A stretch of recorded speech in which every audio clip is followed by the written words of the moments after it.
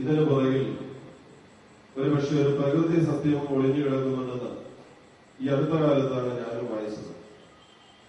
വെറുതെ ഓരോ പ്രാവശ്യവും എലിയെ ജയിപ്പിക്കുന്നത് ആകസ്മികമായിട്ടല്ല. പക്ഷെ അതിന് പുറകിലുള്ള ഒരു സത്യം എന്നുള്ളത്, ഈ പൂച്ച ഓടുന്നത് എന്തിനു വേണ്ടിയാണ്? എലിക്ക് പിന്നാലെ ഓടുന്നത് വിശക്കുന്ന സമയത്താണെങ്കിൽ ഭക്ഷണത്തിന് വേണ്ടിയാണ്. ചില പൂച്ചകൾ ചിലപ്പോ ഒരു ഹോബിയായിട്ട് പോലും എലികളെ ഓടിച്ചൊന്നും ഇരിക്കും. ഭക്ഷണം കഴിഞ്ഞ് വയറ് നിറഞ്ഞിരിക്കുമ്പോൾ ഇങ്ങനെയൊക്കെ ചെയ്യാറുണ്ട്. പക്ഷെ പ്രധാനമായും ഭക്ഷണത്തിന് വേണ്ടിയാണ് ഓടിക്കുന്നത്. പക്ഷെ എലിയെ സംബന്ധിച്ചിടത്തോളം ഈ ഓട്ടം എന്തിനു വേണ്ടിയാണ്? എലി ഓടുന്നത് ജീവന് വേണ്ടിയാണ്. ജീവൻ കിട്ടാൻ വേണ്ടി ജീവനെ കൊണ്ടോടുന്നതാണ് എലിയുടെ പ്രത്യേകത. അങ്ങനെയെങ്കിൽ തീർച്ചയായിട്ടും നമുക്കറിയാം, ഈ ഓട്ട മത്സരത്തിൽ ജയിക്കാൻ സാധ്യത കൂടുതലുള്ളത് എപ്പോഴും എലിക്ക് തന്നെയാണ്. അപ്പോൾ 100 പ്രാവശ്യം അങ്ങനെ ഒരു ഓട്ട മത്സരം നടക്കുകയാണെങ്കിൽ കൂടുതൽ പ്രാവശ്യവും എലി ജയിക്കും. കാരണം എലിയെ സംബന്ധിച്ചിടത്തോളം അത് ജീവന്റെ പ്രശ്നമാണ്. ജീവന് വേണ്ടിയാണ് ഓടുന്നത്. സ്നേഹമുള്ളവരെ, രണ്ടുപേരും ഒരു ഓട്ട മത്സരത്തിലാണ്. ഈ എലിയെ സംബന്ധിച്ചിടത്തോളം പൂച്ചയെ സംബന്ധിച്ചിടത്തോളം ചെയ്യുന്ന പ്രവൃത്തി ഒന്ന് തന്നെയാണ്, ഓടുക എന്നുള്ളത്. പക്ഷെ രണ്ടുപേരുടെ ലക്ഷ്യ വ്യത്യാസമുണ്ട്.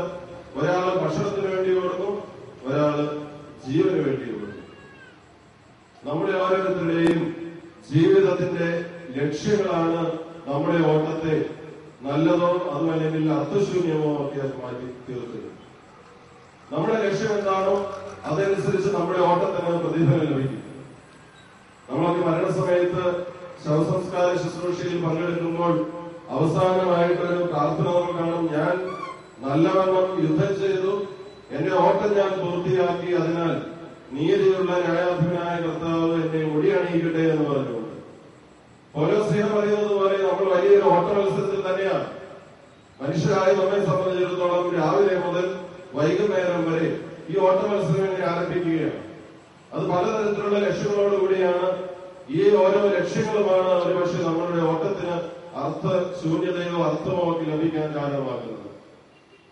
ഒരു സാധാരണ മനുഷ്യനെ സംബന്ധിച്ചിടത്തോളം അവന്റെ പ്രാരാബ്ധങ്ങളും ബുദ്ധിമുട്ടുകളും ഒക്കെ ദിവസം ആരംഭിക്കുമ്പോൾ തന്നെ തുടങ്ങുകയാണ്. വൈകുന്നേരമാകുമ്പോൾ തളർന്ന് ഉറങ്ങാൻ കിടക്കുന്നതിന് മുമ്പ് ഈ ഓട്ടമൊന്നും തീരുന്നില്ല. മനസ്സ് അപ്പോഴും ഓടിക്കൊണ്ടിരിക്കുകയാണ്. പ്രിയപ്പെട്ടവരെ, എന്തിനു വേണ്ടിയാണ് നമ്മൾ ഓടുക? ഞാൻ ആദ്യമേ പറഞ്ഞതുപോലെ ഈ പൂച്ചയുടെ മനോഭാവത്തോടുകൂടിയാണെങ്കിൽ തീർച്ചയായും നമുക്ക് എന്തൊക്കെയോ ഭക്ഷണം കിട്ടും. ഭക്ഷണം എന്നതുകൊണ്ട് ഞാൻ ഉദ്ദേശിക്കുക വെറും ഭക്ഷണ സാധനങ്ങൾ മാത്രമല്ല, അത് ഭൗതികമായ നമ്മുടെ സംവിധാനങ്ങൾ, നമ്മൾ പണിയുന്ന ഓരോ വീടുകളും, നമ്മൾ ഉണ്ടാക്കിയെടുക്കുന്ന ഡിഗ്രികളും, നമ്മൾ ഉണ്ടാക്കിയെടുക്കുന്ന സുഹൃത്ത് ബന്ധങ്ങളും, ഒരുപക്ഷെ നമ്മൾ വാങ്ങിക്കൂട്ടുന്ന സ്ഥലങ്ങളുമൊക്കെ ഈ ഭക്ഷണത്തിന്റെ വിവിധ രൂപങ്ങളാണ്. ഇങ്ങനെ രാവിലെ മുതൽ വൈകുന്നേരം വരെ ഈ ഭക്ഷണം ഉണ്ടാക്കുന്നതിന് വേണ്ടി ഓടി ഓടി തളർന്ന് ഒരുപക്ഷെ ഏറ്റവും ഒടുവിൽ നമുക്കൊന്നുമില്ലാത്ത അവസ്ഥയിൽ എല്ലാ ഭക്ഷണവും ഈ ഭൂമിയിൽ തന്നെ അവസാനിപ്പിച്ചുകൊണ്ട് ഇവിടെ ഇട്ടേച്ചു പോകുന്ന ചില മനുഷ്യരുണ്ട്. ഭൂരിഭാഗം പേരും അങ്ങനെയാണ്.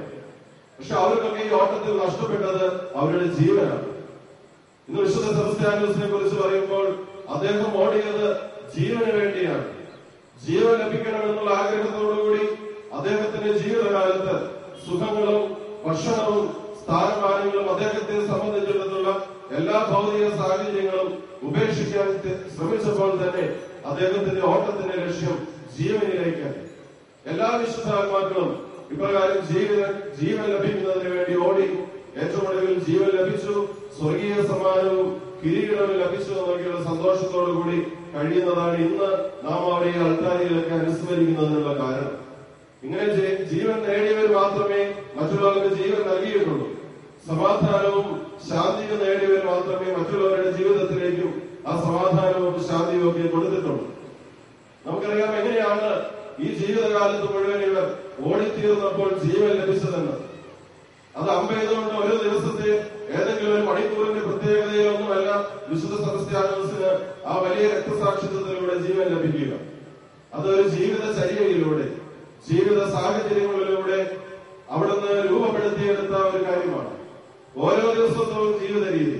സർവ്വസൈന്യാധിപനാകാൻ സാധ്യതയുണ്ടായിരുന്ന ഈ സർവ്വസൈന്യാധിപന്റെ എല്ലാ കഴിവുകളെയും മാറ്റിവെച്ചുകൊണ്ട് ജീവിതം മുഴുവൻ യേശുവിന് വേണ്ടി കൊടുക്കുവാനുള്ള സന്നദ്ധത വന്നപ്പോഴാണ് ജീവിതത്തെ ക്രമീകരിച്ചപ്പോഴാണ് ഈ അമ്പെയ്ത് മരിക്കുന്ന ആ ഒരു സമയത്ത് അദ്ദേഹം വിശുദ്ധനായിട്ട് തീരുക, വിശുദ്ധിയിലേക്ക് വളരാൻ സാധിക്കുക. കൊച്ചുകുട്ടികൾക്ക് പോലും അറിയാം, നമ്മൾ പാറ പൊട്ടിക്കുന്നതോ അല്ലെങ്കിൽ ചെറിയ പാറകഷ്ണങ്ങളൊക്കെ ചുറ്റുകൾ കൊണ്ട് അടിച്ച് പൊട്ടിക്കുന്നത് കണ്ടിട്ടുണ്ട് ഈ റോഡ് പണിയുടെ സമയത്ത്. കൊച്ചുകുട്ടികൾക്ക് അറിയാം, ഇത് അവസാനത്തെ ഒരു അടിയിലല്ല ഈ പാറ പൊട്ടുന്നത്. അങ്ങനെയായിരുന്നെങ്കിൽ ഒരു ഒറ്റ അടി കൊണ്ട് എല്ലാ പാറയും പൊട്ടുമായിരുന്നു. ഒരു പാറക്കല്ലിൽ ആ പണിക്കാരൻ ചെലുത്തുന്ന ഓരോ പ്രാവശ്യത്തെയും ചുറ്റികയുടെ അടികൾ മൂലം അതിനെ പരുവപ്പെടുത്തിയെടുത്ത് ഏറ്റവും ഒടുവിൽ ഏതോ അരടിയിൽ അത് പൊട്ടി ചിതറി ചെറിയ കഷ്ണങ്ങളാവുന്നതാണ്. അവിടെ ആ ജീവിത രീതി മുഴുവൻ അതുവരെയുള്ള ഒരുക്കങ്ങളെല്ലാം വളരെ പ്രധാനപ്പെട്ടതാണ്. സഹനങ്ങളിലൂടെ കടന്നു പോകുന്ന ഓരോ മനുഷ്യനും ആശ്വസിക്കാനുള്ള വകയും ഇത് തന്നെയാണ്. ഓരോ ദിവസവും കർത്താവ് ഇങ്ങനെ ജീവിതത്തിൽ ഈ ചുറ്റികൊണ്ടുള്ള അടികൾ വരുമ്പോൾ നമ്മെ പരുവപ്പെടുത്തി എടുക്കുമ്പോൾ ഓർക്കുക, ഏറ്റവും ഒടുവിലത്തെ ഒരു അടി എന്നതിനു വേണ്ടിയാണ്? നമ്മെ വിശുദ്ധരാക്കുന്നതിന് വേണ്ടിയാണ്, നമ്മെ ശുദ്ധീകരിക്കുന്നതിന് വേണ്ടിയാണ്, അപ്പമായി മുറിഞ്ഞ് കുടുംബത്തിലും സമൂഹത്തിലൊക്കെ ജീവിക്കുന്നതിന് വേണ്ടിയാണ്. ഇപ്രകാരം ജീവന് വേണ്ടി ഓടുവാനുള്ള ഒരു വലിയ ആഹ്വാനമാണ് ഈ വിശുദ്ധൻ നമുക്ക് ഇന്ന് നൽകുക. ഒരു പക്ഷേ ഇന്നത്തെ ആധുനിക ലോകത്തെ നമ്മൾ വിലയിരുത്തുമ്പോൾ നമുക്കറിയാം, ഏറ്റവും ഭാഗ്യപ്പെട്ട ഒരു തലമുറ ഏതെന്ന് ചോദിച്ചാൽ അത് നമ്മുടേതാണ്. 2011 ജനുവരി മാസം 16-ാം തീയതി ഇവിടെ ഇരിക്കുന്ന നമ്മളല്ലേ ഏറ്റവും ഭാഗ്യപ്പെട്ടവരുമില്ല. വളരെ കുറഞ്ഞ വിഭവങ്ങളിലൂടെ സന്തോഷത്തോടെ ജീവിച്ചിരുന്ന മനുഷ്യരാണ്. നമ്മളാണ് ഏറ്റവും സന്തോഷമുള്ള തലമുറ എന്ന് ചോദിച്ചാൽ നാം ഒറ്റ വാക്കിൽ പറയുന്നത് അത് പണ്ട് ജീവിച്ചിരുന്നവരാണ്. പണ്ട് ജീവിച്ചിരുന്നവർക്ക് ഈ സൗകര്യങ്ങളൊന്നും ഇല്ലായിരുന്നെങ്കിൽ പോലും അവർ സന്തോഷമുള്ളവരായിരുന്നു. നമുക്ക് ജീവിതത്തിൽ സങ്കീർണതകളാണ്. ഓട്ട മത്സരത്തിൽ ആര് മുൻപന്തിയിൽ ജയിക്കണം, ആരെയൊക്കെ കീഴ്പ്പെടുത്തണം, ആരെയൊക്കെ തട്ടിമാറ്റിയാലാണ് നമുക്ക് ജീവിതത്തിൽ മുന്നേറാൻ സാധിക്കുന്നതെന്നുള്ള ആകുലതകളാണ്.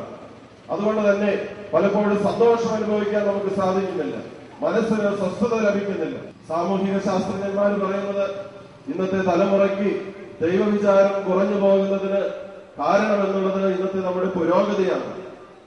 ദൈവത്തെ കൂടാതെയുള്ള ശാസ്ത്രത്തിന്റെയായാലും സാങ്കേതിക വിദ്യകളുടെയായാലും പുരോഗതികൾ ഒരുപക്ഷെ നമ്മെ എത്തിച്ചേർക്കുന്നത് വെറും ഭൗതികതയിലോ പ്രത്യാശയില്ലാത്ത ഒരു ജീവിതത്തിലോ ആയിരിക്കും. ഒരു മണിക്കൂർ ഇടവിട്ടോ ഓരോ ദിവസവും കേട്ടില്ലെങ്കിൽ നമുക്ക് സ്വസ്ഥതയില്ല. ദൈവം അവരെ കാത്തുപരിപാലിച്ചുകൊള്ളുമെന്നുള്ള ഒരു ബോധ്യം നമുക്ക് കുറഞ്ഞു പോകുന്നത് കൊണ്ട് ഓരോ നിമിഷവും ആകുലപ്പെടുകയാണ്. ഒരു മനുഷ്യൻ യാത്ര ആരംഭിച്ചാൽ വീട്ടിൽ എത്തുന്നത് വരെ ഇടയ്ക്കിടയ്ക്ക് വിളിച്ചുകൊണ്ടിരിക്കണം, എവിടെ എത്തി എവിടെ എത്തി എവിടെ എത്തി എന്ന്. എത്തുന്നത് വരെ നമുക്ക് സ്വസ്ഥതയില്ല. സ്നേഹമുള്ളവർ, ഇത് എങ്ങനെയാണ് പരോക്ഷമായി നമ്മുടെ വിശ്വാസത്തെയും സ്വാധീനിക്കുക? നമുക്ക് സ്വർഗത്തിലുള്ള ദൈവത്തിലുള്ള ആശ്രയബോധം കുറഞ്ഞിരിക്കുന്നു. പലപ്പോഴും ദൈവം പ്രശ്നങ്ങൾ മാറ്റാതെ വ്യക്തികളെയാണ് മാറ്റുക. കാരണം ദൈവത്തിനറിയാം, വിശുദ്ധി അല്ലെങ്കിൽ പ്രശ്നങ്ങളെല്ലാം വേഗത്തിലങ്ങ് ജീവിതത്തിലേക്ക് കൊടുക്കുന്നതിനേക്കാൾ പകരം വ്യക്തികളെ മാറ്റിയാൽ വ്യക്തികൾക്ക് പ്രശ്നങ്ങളെ മാറ്റാൻ സാധിക്കും. ഇങ്ങനെ ദൈവത്തിന്റെ മുമ്പിൽ നിന്നുകൊണ്ട് സഹനത്തിന്റെയും ആശ്രയബോധത്തിന്റെയും വഴിയിലൂടെ പ്രാർത്ഥിച്ച് വീണ്ടും അദ്ദേഹം പറയാണ്, നമുക്ക് വിശാലമായ മൈതാനങ്ങളും വലിയ വളരെ വളരെ ഇടുങ്ങിയ ചിന്താഗതിയോടുകൂടിയാണ്. വിശാലമായ മൈതാനങ്ങളുമേ ഉള്ളൂ. കടമാണെങ്കിലും എവിടെ നിന്നാണെങ്കിലൊക്കെ വാങ്ങിച്ച് ചെലവഴിക്കുക, ദൂർത്തടിക്കുക എന്നുള്ള ആഗ്രഹത്തോടുകൂടി ജീവിക്കുക. വീണ്ടും അദ്ദേഹം പറയുകയാണ്, നമ്മൾ കൂടുതൽ വാങ്ങിക്കൂട്ടുന്നുണ്ട്, പക്ഷെ അത് ആസ്വദിക്കാൻ നമുക്ക് സാധിക്കുന്നില്ല. വീണ്ടും അദ്ദേഹം പറയും, നമുക്ക് അറിവുണ്ട്, പക്ഷെ നമ്മുടെ പ്രശ്നങ്ങൾക്ക് യാതൊരു കുറവുമില്ല. അറിവ് കൂടുന്നതോറും നമ്മുടെ പ്രശ്നങ്ങൾ കൂടി കൂടി വരുന്നു. തീർച്ചയായിട്ടും സംഭവിക്കേണ്ടത് അറിവ് കൂടുന്നതനുസരിച്ച് പ്രശ്നങ്ങളെ ലഘൂകരിക്കാനുള്ള. പിന്നീട് അദ്ദേഹം പറയുകയാണ്, എങ്ങനെയെങ്കിലും ജീവിക്കാനുള്ള വക ഓരോരുത്തരും കണ്ടുപിടിക്കും. പക്ഷെ അത് യഥാർത്ഥത്തിൽ ജീവിക്കാനായിട്ട് നമുക്ക് സാധിക്കുന്നില്ല. നമ്മുടെ മനസ്സ്, നമ്മുടെ ഹൃദയം ശുദ്ധീകരിക്കാനുള്ള വിദ്യകളൊന്നും ഇതുവരെ നമുക്കറിയില്ല. തന്റെ ഹൃദയത്തിന്റെ പാപങ്ങളും കാപട്യവും വഞ്ചനയും ഒക്കെ ശുദ്ധീകരിച്ചെടുക്കാൻ സാധിക്കാതെ പോകുന്നു എന്നുള്ളതും ഒരു ദുരവസ്ഥയാണ്. വീണ്ടും ഇന്നൊരു പക്ഷെ നമുക്ക് എല്ലാവിധ സൗകര്യങ്ങളും എല്ലാവിധ ഭാഗ്യങ്ങളും ഒക്കെ ഉണ്ടെങ്കിലും നമ്മുടെ ഹൃദയവും മനസ്സും ഒക്കെ അടഞ്ഞു പോയിരിക്കുകയാണെന്ന് ചിന്തിക്കുക. നമ്മുടെ കാത് അടഞ്ഞിട്ടില്ലെങ്കിൽ അവിടെ കേൾവിയുണ്ടാകും. നമ്മുടെ കണ്ണുകൾ അടഞ്ഞിട്ടില്ലെങ്കിൽ തടയപ്പെട്ടിട്ടെങ്കിൽ അവിടെ കാഴ്ചയുണ്ടാകും. നമ്മുടെ ഹൃദയം തടയപ്പെട്ടിട്ടില്ലെങ്കിൽ അവിടെ ധാർമ്മികതയും സത്യവും ഉണ്ടാകും. നമ്മുടെ ഹൃദയത്തിൽ ആശകളും സ്വാർത്ഥതയും മൂടൽ വന്നിട്ടില്ലെങ്കിൽ അവിടെയൊക്കെ സമാധാനം ഉണ്ടാകും. സ്നേഹമുള്ളവരെ, നമുക്കിന്ന് കാഴ്ചയില്ലെങ്കിൽ, നമുക്ക് കേൾവിയില്ലെങ്കിൽ, ഹൃദയ സമാധാനവും സത്യവും നമ്മുടെ ജീവിതത്തിൽ ഇല്ലെങ്കിൽ എന്തൊക്കെയോ തടസ്സങ്ങൾ ജീവിതത്തിലൂടെ വന്നു ചേർന്നിരിക്കുന്നുവെന്ന് മനസ്സിലാക്കുക. നമ്മുടെ വിചാരങ്ങളാണ് ഓരോ ദിവസത്തെയും വാക്കുകളായിട്ട് മാറുക. ഓരോ വാക്കുകളുമാണ് പ്രവൃത്തികളായിട്ട് പ്രതിഫലിക്കുക. ഈ പ്രവൃത്തികൾ ഓരോ ദിവസത്തെയും പെരുമാറ്റങ്ങളാണ് ഏറ്റവും ഒടുവിൽ നല്ലൊരു സ്വഭാവം നമ്മളിൽ രൂപപ്പെടുത്തുകയും ചെയ്യുന്ന കാര്യങ്ങൾ. നമ്മുടെ ജീവിതത്തിലെ സ്വഭാവവും പെരുമാറ്റവും പ്രവൃത്തികളും ഒക്കെ നമ്മുടെ ചിന്തയിൽ നിന്നും വാക്കിൽ നിന്നൊക്കെ ഉണ്ടാകുന്നതാണ്. ഈ വിശുദ്ധന്റെ തിരുനാൾ ആഘോഷിക്കുമ്പോൾ സഹനത്തിന്റെ പാതയിലൂടെ നടന്ന് നമുക്ക് വേണ്ടി ജീവൻ നേടിത്തുന്ന ഈ വിശുദ്ധൻ ജീവിതത്തിൽ നിന്ന് വലിയ കാര്യങ്ങൾ നമ്മളോട് ആവശ്യപ്പെടുന്നുണ്ട്.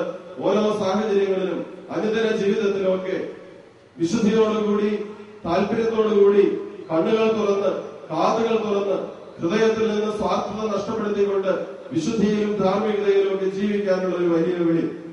നമുക്കറിയാം, ജീവിതകാലത്ത്, പ്രത്യേകിച്ച് ചെറുപ്പകാലത്ത് നാം ചൊരിയുന്ന ഓരോ വിയർപ്പ് തുള്ളിയും ഒരുപക്ഷെ നമ്മുടെ പ്രായമാകുമ്പോൾ വാർദ്ധക്യകാലത്ത് 10 തുള്ളി കണ്ണുനീരിനെ കുറയ്ക്കുമെന്നാണ് പറയുന്നത്.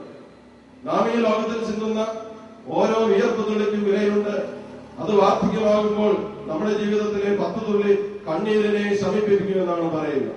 ഈ ജീവിതകാലത്ത് നാം യേശുവിന് വേണ്ടി ചിന്തുന്ന ഓരോ വിയർപ്പ് തുള്ളിയും, സഹനവും, നമ്മുടെ ജീവിതത്തിലെ പരിത്യാഗങ്ങളും ഒക്കെ ദൈവരാജ്യത്തിൽ ഒരുപക്ഷെ നമ്മുടെ നിത്യജീവിതത്തിൽ 10 മടങ്ങ് ഫലം ലഭിക്കുന്നതാണെന്ന് മനസ്സിലാക്കുക. ഈ ബോധ്യത്തിലേക്ക് കടന്നു വരാൻ നമുക്ക് ഓരോരുത്തർക്കും പ്രത്യേകമായ ദിവസങ്ങളിൽ പ്രാർത്ഥിക്കാം. സ്നേഹമുള്ളവരെ, നമ്മുടെ ജീവിതം ഈ വിശുദ്ധന്റെ മാധ്യസ്ഥത്തിലൂടെ സമാധാനത്തിന്റെയും ശാന്തിയുടേതുമാകുക. ദൈവത്തിൽ ആശ്രയിച്ചുകൊണ്ട് ജീവിക്കാനുള്ള ഒട്ടേറെ സൗകര്യങ്ങളുണ്ടെങ്കിലും നമ്മൾ ദൈവത്തിന്റെ വഴി മറന്നുപോയിട്ടുണ്ടെങ്കിൽ, പരോക്ഷമായി നിത്യജീവിതത്തിലുള്ള താല്പര്യം നമുക്ക് കുറഞ്ഞു പോയിട്ടുണ്ടെങ്കിൽ, നമ്മുടെ കണ്ണുകളെ തടയപ്പെട്ടിട്ടുണ്ടെങ്കിൽ അതെല്ലാം മാറ്റി തരണമേ എന്ന് നമുക്ക് വിശുദ്ധനോട് അപേക്ഷിക്കാം. എല്ലാ ദൈവിക ദാനങ്ങളും തുടർന്നുള്ള തിരുക്കർമ്മങ്ങളിൽ നമുക്ക് പ്രാർത്ഥിക്കാം. ദൈവം നമ്മെ ഓരോരുത്തരെയും അനുഗ്രഹിക്കട്ടെ. പിതാവിന്റെയും പുത്രന്റെയും പരിശുദ്ധാത്മാവിന്റെയും നാമത്തിൽ ആമേൻ. കർത്താവേ കനിയണമേ, മിശിഹായേ കനിയണമേ, കർത്താവേ